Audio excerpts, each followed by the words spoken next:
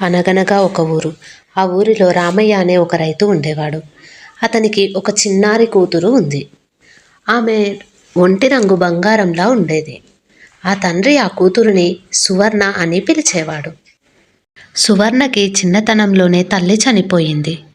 రామయ్య రెండో పెళ్లి చేసుకున్నాడు. ఆమె పేరు మందర. సువర్ణను చూసి అసూయపడేది. మందరకి ఒక కూతురు పుట్టింది. ఆ కూతురు పేరు ఆశ.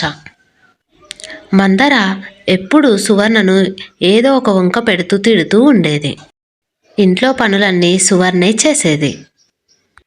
ఒసే సువర్ణ, ఇంకా పొయ్యి దగ్గరే కూర్చున్నావేంటి? ఈ ఇల్లంతా ఎవరు ఊడుస్తారు? ఏదో ఒకటి ముందలేసుకొని కూర్చోవడం బాగా అలవాటైపోయింది నీకు. లే, ఇంట్లో పనులన్నీ చెయ్యి. కూర్చున్నావు ఇంకా. పొయ్యిలో మంట పోయిందని కూర్చున్నాను పిన్ని, అంతే. ఇప్పుడే ఇల్లంతా శుభ్రం చేస్తాను.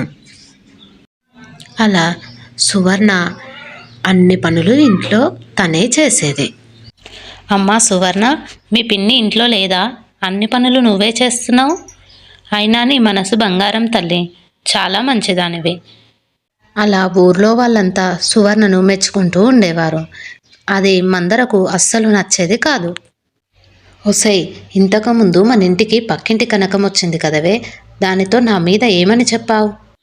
ఊర్లో వాళ్ళందరికీ మా పిన్ని అలా ఇలా అని రోజు చెప్తూ ఉన్నావు కదా. నేను అలా ఎందుకు చెప్తాను పిన్ని? నేను అలా ఏమీ చెప్పలేదు. తను మీ పిన్ని ఉందా అని అడిగితే లేదు అని చెప్పాను, అంతే. ఇంకా ఏమీ మాట్లాడలేదు ఆవిడతో. నువ్వు మాట్లాడిందంతా నేను విన్నా కానీ ఇంట్లోకి వెళ్ళి పని చూసుకోపో, వెళ్ళు.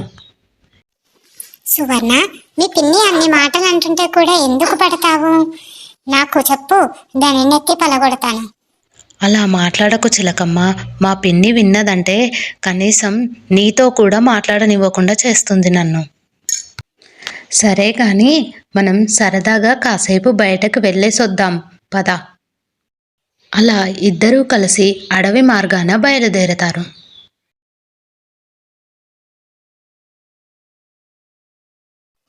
సువర్ణ, సువర్ణ, ఏమైంది? అలా పడిపోయావు? లే లే సువర్ణ. అయ్యో, సువర్ణ లేవట్లేదేంటి? ఏమైంది? ఈ అడవిలో ఎవరైనా ఉన్నారేమో చూసి వస్తాను. అవ్వా, నేను మా సువర్ణ అడవి మార్గాన వస్తుంటే సడన్ గా మా సువర్ణ కళ్ళు తిరిగి పడిపోయింది. ఏమైందో మీరు ఒకసారి నా వెంట వచ్చి చూడండి. సరే అని చెప్పి ఆ అవ్వ చిలక వెంట బయలుదేరుతుంది. ఇక్కడ నన్ను ఒంటరిగా వదిలేసి ఎక్కడికి వెళ్ళిపోయావు చిలకమ్మ? నువ్వు కళ్ళు తిరిగి పడిపోతే ఈ చుట్టుపక్కల ఎవరైనా ఉన్నారేమో అని వెళ్ళాను. ఈ అవ్వ కనిపించింది. అవ్వను తీసుకొచ్చే లోపే నువ్వు లేచావు. అమ్మా సువర్ణ, నువ్వు ఈ అడవిలోకి ఎందుకు వచ్చావో నాకు తెలీదు, కానీ నువ్వు నా ఇంట్లో పనిచేస్తే నీకు మంచి కానుక ఇస్తాను. ఏమంటావు? అప్పటి నుండి సువర్ణ ఆ అవ్వ దగ్గర పనిచేయసాగింది. సువర్ణ సోమరిపోతు కాదు, శ్రద్ధగా పనిచేసేది, ఎవ్వరితో పోట్లాడేది కాదు. ఒకరోజు ఆ అవ్వ బంగారు నగలు ఇంట్లో పెట్టి తలుపులు మూయకుండా బయటికి వెళ్ళింది. మళ్ళీ ఆ అవ్వ తిరిగి వచ్చేసరికి ఒక్క నగ కూడా పోలేదు. మర్నాడు అలాగే మిఠాయిలు కూడా ఇంట్లో పెట్టి ఎక్కడికో వెళ్ళింది. మళ్ళీ తిరిగి వచ్చేసరికి ఒక్క మిఠాయి కూడా పోలేదు. సువర్ణ ఆ అవ్వ ఇచ్చిపోయిన రొట్టె మాత్రమే తిని ఉన్నది. అమ్మా సువర్ణ, నువ్వు చాలా మంచిదానివి. నేను బంగారు నగలు ఇంట్లో పెట్టిపోయినా కూడా నువ్వు ఒక్క నగ కూడా ముట్టలేదు, అలాగే ఒక్క మిఠాయి కూడా తినలేదు. నువ్వు చాలా మంచిదానివి. పరుల సొమ్ముకు ఆశపడని వారే ఇతరులకు మంచి చేస్తారు. అమ్మా సువర్ణ, నీకు కొన్ని మిఠాయిలు ఇస్తాను, అవి తిను. అలాగే నీకు ఒక బంగారు ఊయల ఇస్తాను. దానిలో కూర్చొని నువ్వు ఏది మనసులో అనుకుంటే అది జరిగిపోతుంది. ఈ ఊయల చాలా బాగుంది అవ్వ. నేను ఒకసారి ఈ ఊయలలో కూర్చొని నాకు ఒక కొత్త గౌను కావాలని కోరుకుంటాను.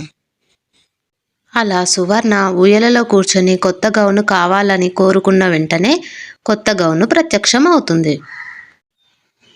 అమ్మా సువర్ణ, నీవు ఈ ఊయల తీసుకొని మీ ఊరికి వెళ్ళి అక్కడ కష్టాలలో ఉన్న వారికి సాయం చెయ్యి. మన ఊరిలో వర్షాలు లేక చాలా రోజులయ్యింది. పంటలు సరిగ్గా పండడం లేదు. అవును, వర్షాలు లేక పంటలు సరిగ్గా పండడమే లేదు.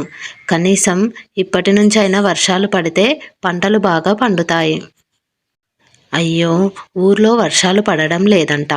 ఇప్పుడే నేను ఉయ్యాలలో కూర్చొని అడగాలి. మా ఊరిలో ఇప్పటి నుంచే వర్షాలు పడాలి, పంటలు బాగా పండాలి. సువర్ణ అలా కోరుకోగానే ఆ ఊరిలో వర్షాలు పడతాయి. అందరూ సువర్ణని మెచ్చుకుంటారు. అదంతా చూసిన మందరకి ఆ ఊయలని ఎలాగైనా లాక్కోవాలి అనుకుంటుంది. అమ్మా సువర్ణ, నాకు ఒకసారి ఆ ఊయల ఇస్తావా?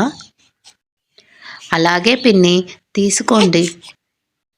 మందర తన కూతురైన ఆశతో కలిసి ఆ ఊయలలో కూర్చుంటుంది. మందర ఆ ఊయలలో కూర్చున్న వెంటనే మంటలు ఎగిసిపడి మందర తన కూతురైన ఆశ ఆ మంటలలోనే కాలిపోతారు. ఆ ఊయల మంచివారి కోసమే కానీ అత్యాశ పడేవారికి కాదు. అప్పటి నుండి ఆ ఊరిలో జనాలు కూడా మంచి పనులు చేస్తూ మంచిగా ఉండసాగారు. ఇంతటితో మన కథ ముగిసింది.